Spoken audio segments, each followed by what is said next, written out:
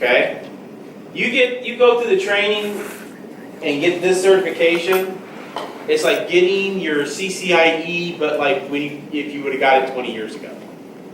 OSCPs make a lot of money.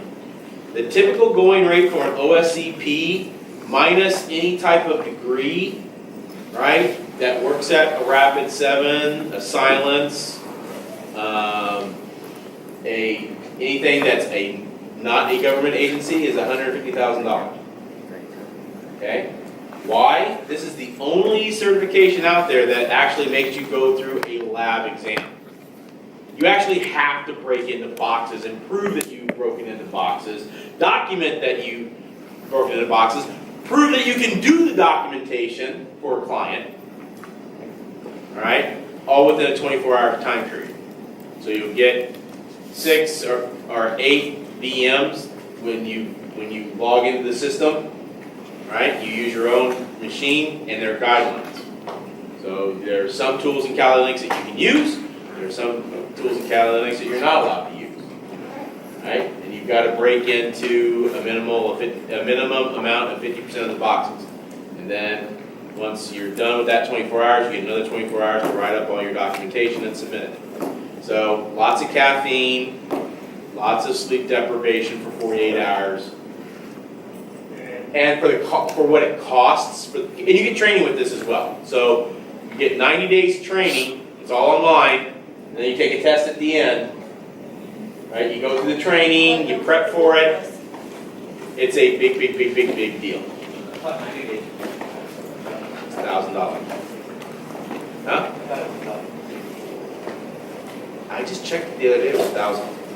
Maybe I'm thinking, 90 is 1,500. 60 days is 1,000. That's what it was. Okay, you're absolutely right. So 1,500 for 90 days. And that's just the length of time that you have open in the training labs. Interesting.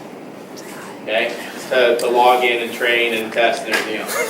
What is happening now is there's getting a lot more documentation that's out there for tips and tricks and everything else. And these are really good because I'm starting to study this, not necessarily to get my OSCP. I might try to do it if I have the time on my hands this summer. But they give a lot of really good tips on command line attacks. The difference with the OSCP exam versus kind of what you're doing here is this is kind of like kindergarten for hackers to a certain extent.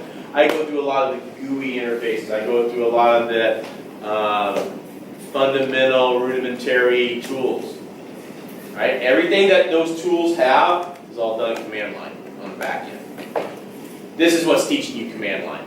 And in going through the OSCP, they teach you how to do it command line. Why? So that when you actually go out on an assignment, you don't need to have a computer. You can break out your phone, go into a command terminal because it's jailbroken, and you can start attacking away. You can have the same tool sets. It doesn't sound like a lot of fun to be typing in the command line on your phone. Hey, if that's a G and a keyboard, Yeah, just get a Bluetooth keyboard and touch keyboard. That, or guess what you can do? You can actually save all the scripts of these commands, and then you have it at your fingertips. Learn Python, guys. Please learn Python. Please learn Python. well, you just like. I wish they'd let me. Actually, I wish they'd let Professor Schneider because he's 10 times better than I am. Oh, yeah. They're taking Oh, the yeah. data mining process. If you want to learn Python, go to CS. I know. My son's a CS. My son's a CS major, and he's getting into Python. He's getting better at Python than I am. I'm like, that's only because I don't have a lot of time to spend. All right, so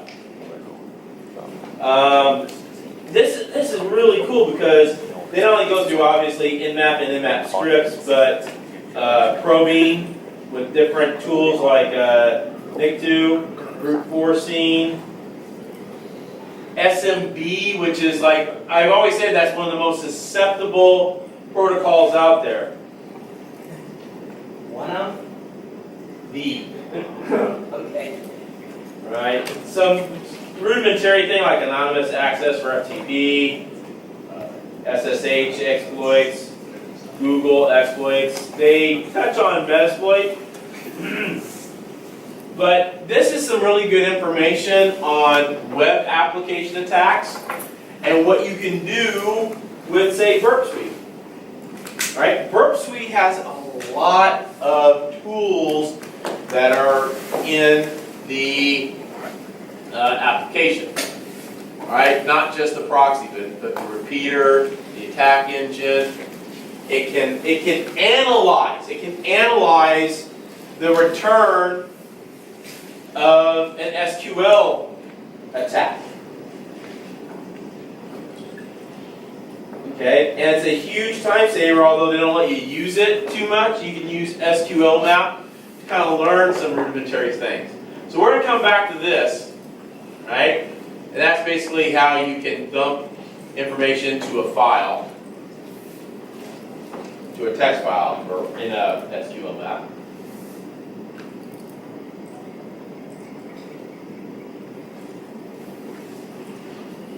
Okay, and they also go over file inclusions and remote file inclusions and local file inclusions, which is how you can inject code. It's all about injecting code.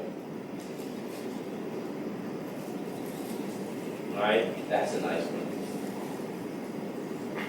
That'll return your hashes for Etsy password. Oh, yeah. So that, but it's local. So if you have local access to the box, all right, and if you think about it, if you put wget in front of that, wowzers, right?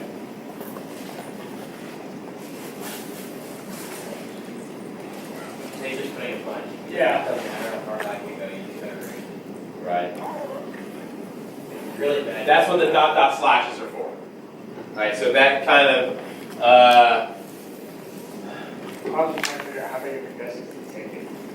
You could do 20 million if those if you Yeah, wanted you to. could. It wouldn't matter. Yeah. Again, big time on scripts. Write something for Python that will return and loop. So you keep adding that in there. Oh, you taking a picture? Dude, you can go on, Google it.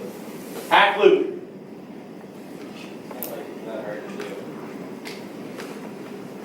Yeah, so the more further I go down the rabbit hole, the happier I get.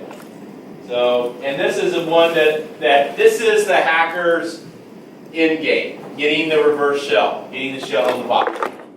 Once that's done, you know, pretty much, okay, I have this, we're done.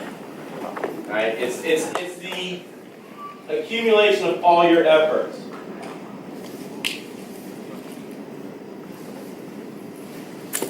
So, here's a collection of Linux reverse shell one-liners. So, if you are able to get into Bash,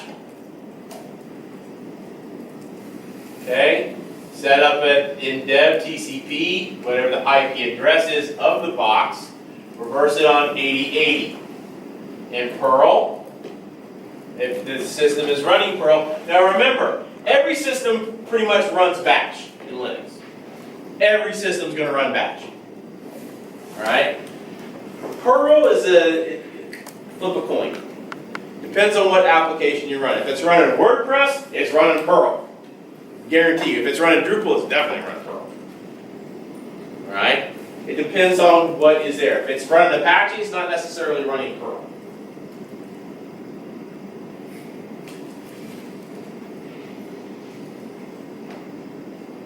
Okay? Python. Pretty lengthy, a pretty lengthy script. That's equals socket where socket is. Yeah. Not exactly very clean. PHP is a little more clean. Now, I'm not even going to touch Ruby because I've never even worked with Ruby on Rails. So that's like talking Latin to me. So, this is the other thing I wanted to touch on, because this is one of the ones that actually may help you in the labs, and that's Netcat. Because I say, hey, you need to produce a reverse shell. You need to persist in a system and when it allows.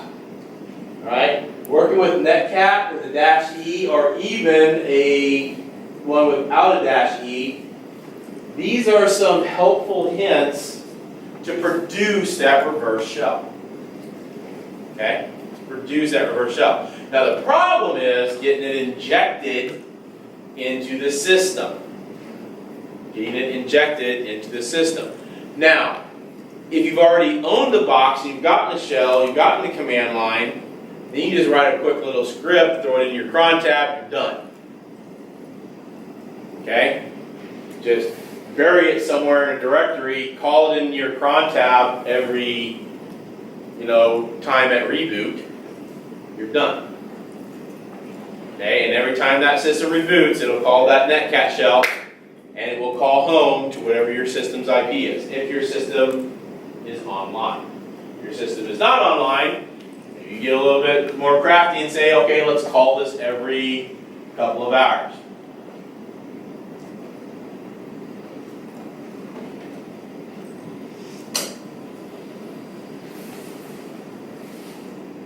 I can't believe it, they actually included Java. Runtime. Yeah, I know, right? It's a bash. Yeah. Bash was, and that's what I can't understand. It actually calls bin bash. I'm like, well, if you're going to all that trouble, just use bash. I don't get it. I've never gotten Java anyway, so I don't care. It's drinkable, that's about all we need to know. Oh yeah. All right, Windows reverse shells. So the fun part with Windows is there's old school and new school. So old school, or what I like to call non-PowerShell, and new school PowerShell. Okay? Language, it does the same thing. Language is just a little, the syntax is slightly different. As you can see, it's still calling Perl.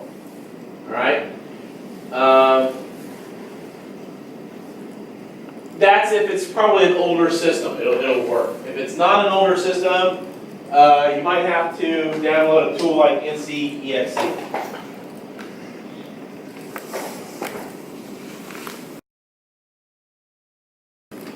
Okay, and then try a remote command based on a port number.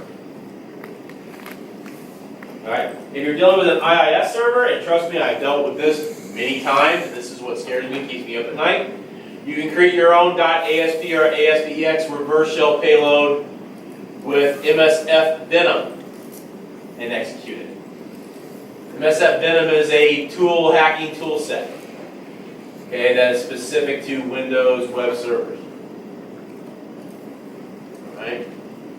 Some other useful commands on Windows if you're looking at RDP enabled. And honestly, this is one of those things that you should never, ever, ever, ever, ever find. And I find it all the time when I do pen tests. You should never find 3389 open to the outside world. Okay, that's just an immediate red flag. Even if I don't break into the system, I still say, okay, this is a medium vulnerability, minimum. If I can root into the system, well, How about behind bad day. Huh? How about behind that? No, that's just as bad. You should not have it advertise the outside world. If you need to get to a server, if you need remote access, you need to go to a VPN. Period. I'm sorry. And every last compliance organization out there is going to state that. Okay? And nowadays, with best practices from all different types of government agencies, if you come across that, that's a major finding. You wouldn't find this in a banking institution. You wouldn't find this in a government agency. God, I hope you'll find it in the U.S. government agency. Probably will.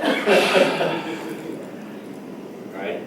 I find it in private practices, private businesses. I've found it in healthcare. I've definitely found it in education.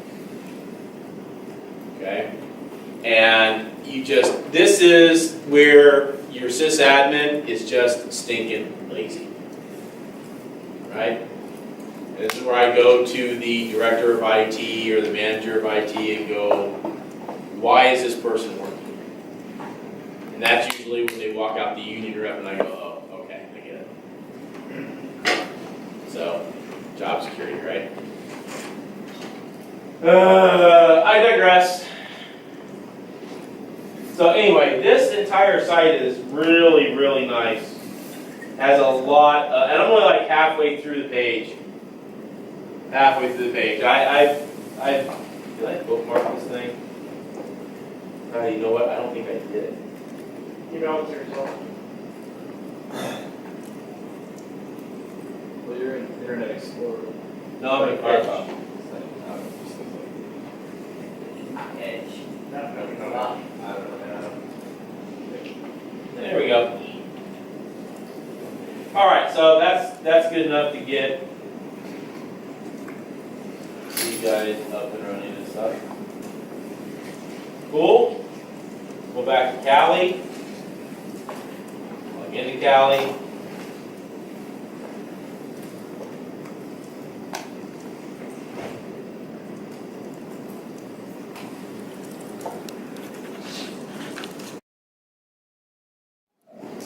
Okay.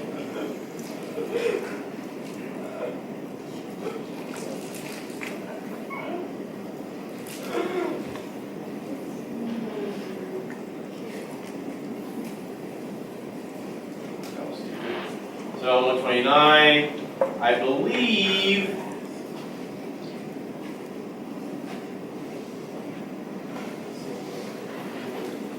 Yeah, 133 is the metasplittable box. So the first part of this week's homework is I want you to find a web page on Metasplittable 2 and scan it with OWASP. Okay? So right here, I'm going to do this just for my host, since I know the IP address.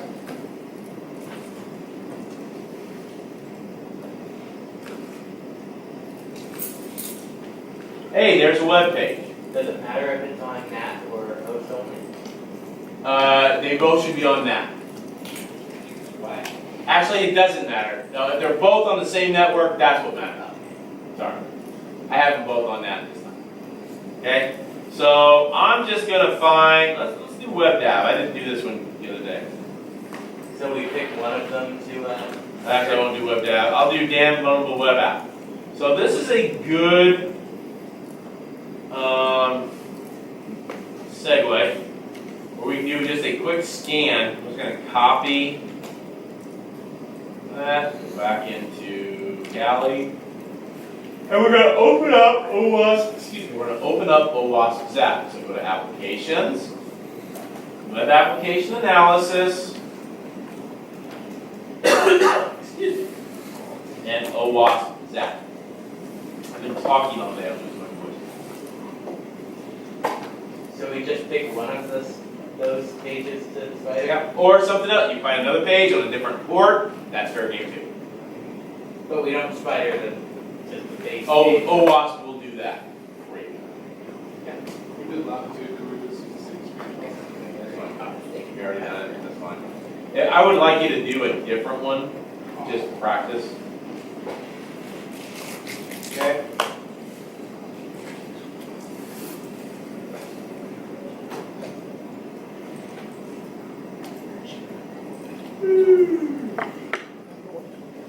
Copy in there.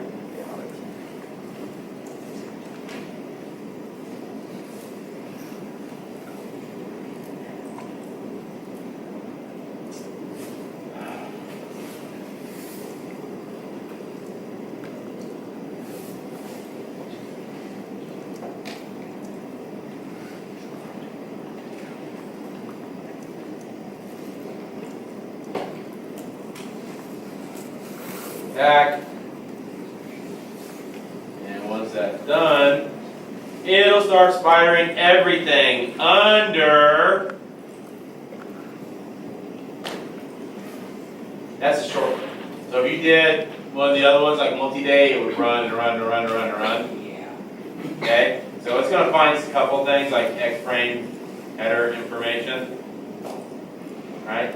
So I'm just looking for a screenshot primarily of your alerts. Right, and maybe like a medium, take a screenshot of that right there, put it in at the bottom here. Okay? That's going to give you 20 points. The second 20 points, a little bit different.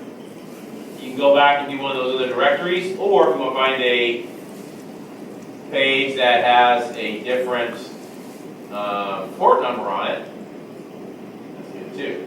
I would suggest you maybe fall back on your OpenBox scan. See what's there. Do that, let's do an nmap scan. Huh? Let's do an nmap scan. Well, you do it, okay, fine. You know what? Not a problem. Let's cover that real quick. That's a good segue. Let's do an nmap scan from the command line and pipe it to a file. Okay? So, do you ever want to have a little bit of assistance in doing commands at the command line? Type the command -- help. Okay? That's going to bring up the help page. If there's a manual page, it might be -- man. But this will give you the different switches that you can use for that specific command. So, and the syntax layout. So, nmap, your scan type, your options, your target, which is going to be your IP address. Okay? So target specification can be your host name, your IP address, your network, an entire network, a subnet mask, an IP range, your host discovery. SL would be a list, simply list targets to scan. SN, a ping scan. PN, treat all hosts as online. PA, PS, PU, PY is a port listing. -N or -R, never do DNS resolution. Some scanning techniques.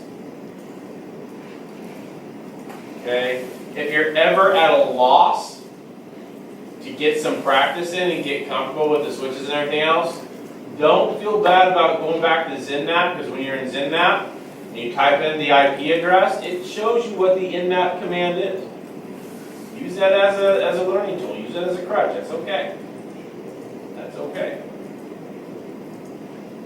You want to do a specific port or a port scan order, you can set this. And guess what? You, because it's Linux, can write all this into a file and then call that information from a file.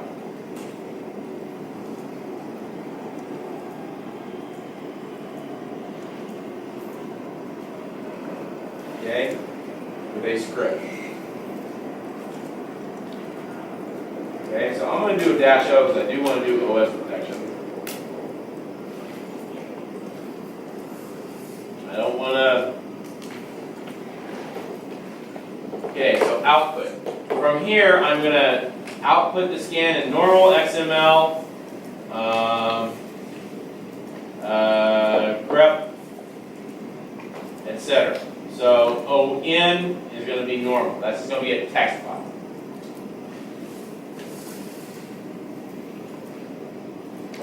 So nmap -capital O -O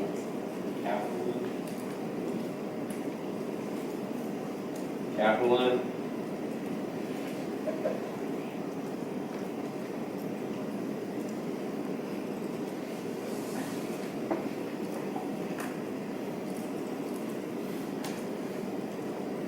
And then the file name is going to say scan1, and then the IP address. I need to do the intent scan as well, which I cheat. My brain's not working right now.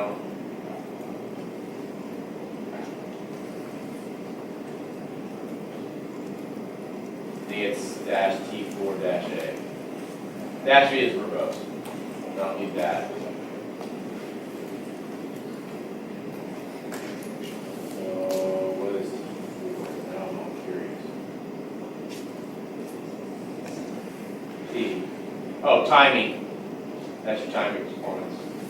Dash A is your advanced scan. I don't care about timing.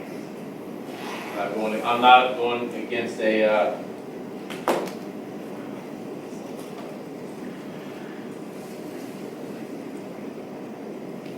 and then the IP address, 192.168.25.133. So once that's done, we'll take off.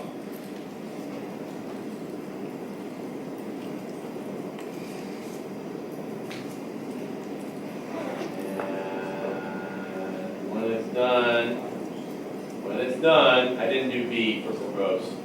Oh well.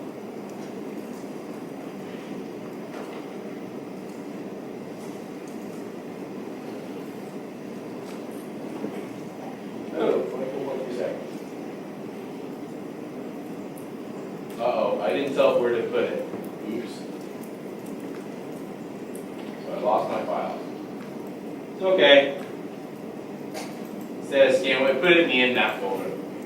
I should have done root desktop. Scan one. That's okay, we'll do it again. Right, you guys are proposing it. Ah, thank you. And there's no real order of the switches. Okay. I would start developing, if you're going to go out and do this in an internship or look at doing this as a profession, start making notes, start keeping track of different types of commands and command syntaxes that work, right? And start keeping a log of it. That's only going to help you in the long run. Ah, there's the verbose piece. Look at all those open ports, man. Oh my God, 8009's open? Oh, that looks promising. 8180's open? That looks promising. So from here, 80's open, we knew 80 was open. So from here, open up another tab, and HTTP, colon, whack, whack.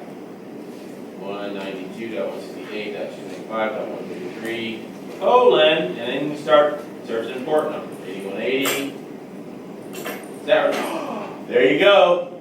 There's another, that's Apache. What does that look like? That looks like something we put in there, isn't it? You can scan this with the web tool. Hint, hint. All right. Back into Cali. And it's all done, and when it's all done, it should, hey, there it is, scan one. So all this is documentation. That's all the output, it's all the verbose output that I got from InMap. It's just in a file now that I can use and manipulate for a report, my own notes, etc. Make sense? Okay. So going back, OAuth SAP, I can always do my extra scan.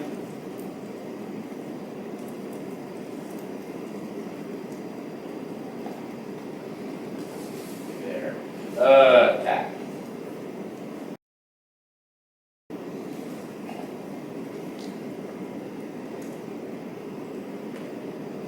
All the Tomcat stuff.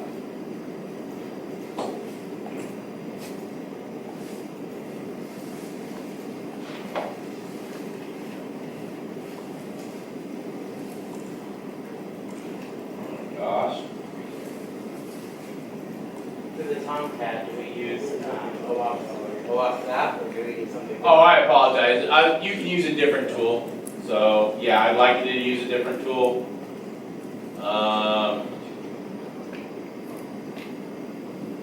Like Burp Suite? Burp is fine. You can use that. I don't care if you use SQL map. Let me preview that. So with SQL map, I'll go ahead and kill this. Sorry, Ryan. You know what screenshots to take. With SQL map, you need to do a little bit of additional footprinting before you pull off the SQL attack. Okay? So, what I suggest you do is you start looking through some of the different folders, some of the different links, right? And what you're going to look for is PHP links. So I don't think Tomcat's really going to have that. It's more static than it is dynamic in nature. But we go back to the original web page area and say we go to multi-day, multi-day, and we start looking at different web forms, potentially. The login form, we will see that we get a PHP page. How do we know it's a PHP page? Well, it says PHP up there, doesn't it? What you want to key in on is that right there, that question mark. That will tell you that, okay, this has some sort of back-end lookup, grab, connector to a database. Okay? And at that point in time, you can start scanning. You're shaking your head over there. What? Nothing.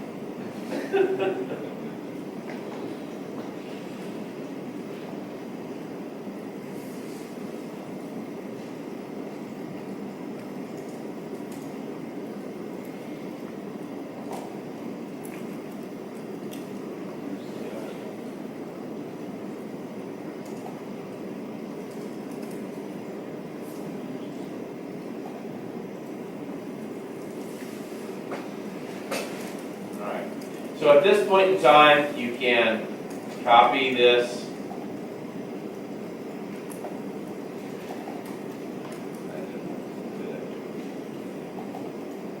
Keep that thought.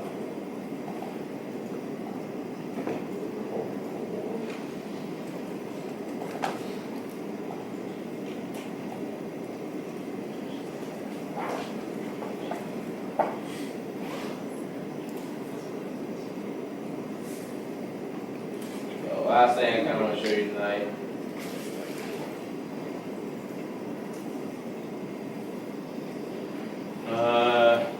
How much noise does this make on the network? Oh, a lot. Yeah. A boatload. But what flagged is suspicious though, because spidering in and of itself is something a search engine would know. Correct. Correct. But going through and running something with like an SQL scan is going to be extremely noisy, and yes, it's going to flag an IPS. Right? Again, I'm doing this for instructional purposes only to introduce the tools. Don't try doing it in 30 minutes. Right. I said that at the beginning of class, and we forget the ethics talk. Yes, apparently. Yes. Well, from the defensive side too, if you're sitting there looking at traffic or you're getting your system's pinging you. Here's the problem with the defensive side is either the tool being fine-tuned enough to catch it, or B, having the person in the seat with eyes on, watching for it, and knowing what they're looking for. That's a big and.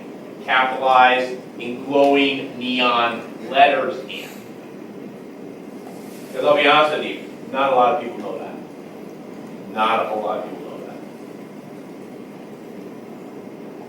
Okay? Typically, it's going to be a lot of SQL requests, or a lot of API calls, if it's like an IIS or MS SQL lookup. You start seeing hundreds, thousands of API calls, that's when I go, oh crap, what's going on?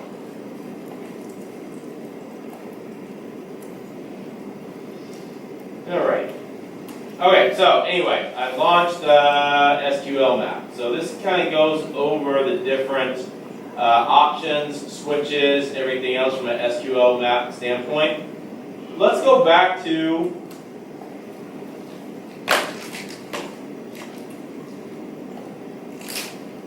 this.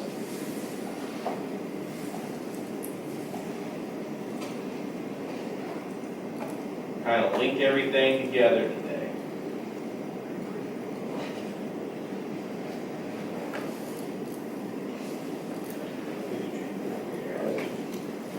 Okay, so we want to dump everything into a file.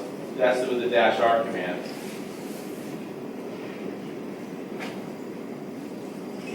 But in doing just a basic SQL scan, we're going to set our URL, -u, target URL.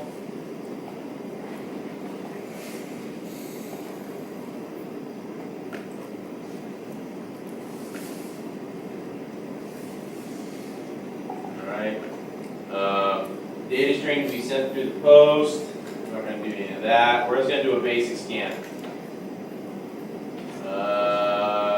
Injection, these options can be used to specify which parameters to test for a provided custom injection. That's custom injection. So what SQL map is going to do is basically look for basic known injection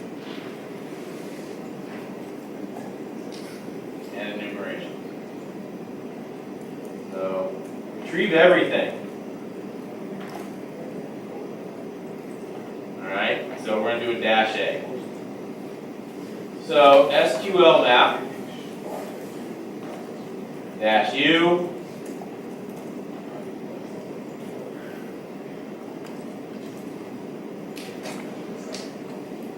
URL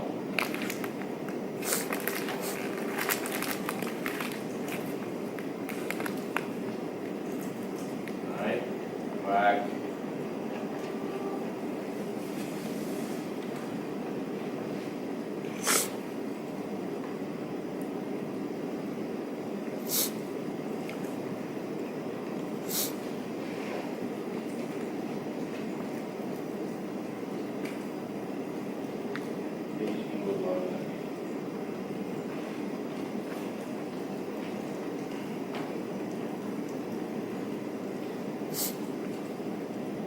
Okay. I also want to do a -a for everything. I want to do that up front. Okay. Then I also want to do a -r in my path. Root, desktop, SQL scan .req. Right? And if I interpreted everything right, that's a nice little script to run SQL now. Uh-oh, maybe not.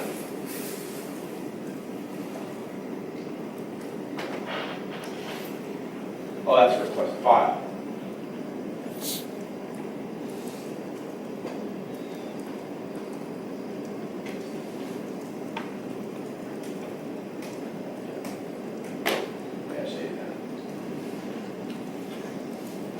Page not found. Okay, that doesn't work.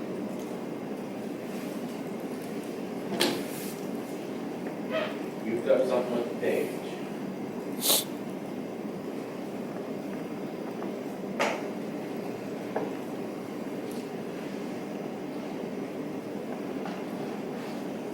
Alright. When in doubt, copy it out. Firefox in here that I can actually do a cut and paste.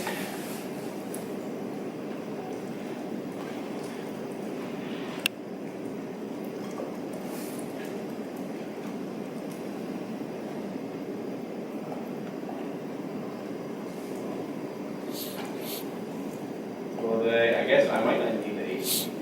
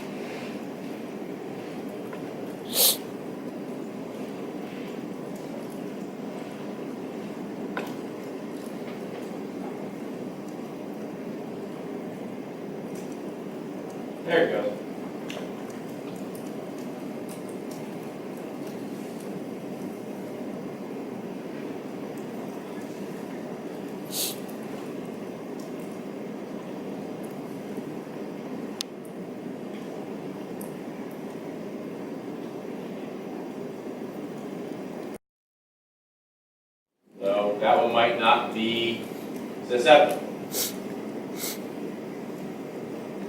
Find another if you want to, or you can stop right there, take a screenshot, and you're done. I'm just looking for you to successfully do some sort of scan with a different tool other than OAuth.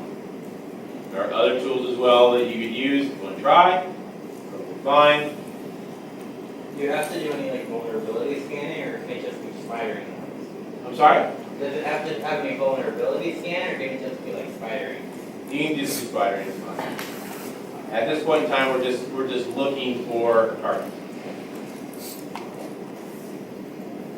Okay? Web Scarab is a good one for doing spidering. Yeah, that's what I'm using right now. Yeah. Really good. You can use Burp Suite if you want to launch Burp Suite. Okay, but you have to set up your proxy correctly, which we'll get into next week. So, I would like it if you kind of steer clear of Burp Suite for now. And I'm really looking forward to this because it's the new version. I have to play it. Okay, so I'm just looking for you to start, dipping your toes into the pool of web application scanning.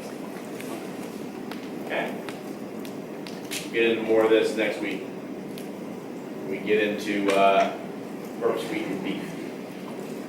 Right? This is important because web applications are the target primarily of hackers more than anything else. Most everything else is filtered, right? Web applications, not so much. Not so much. Right?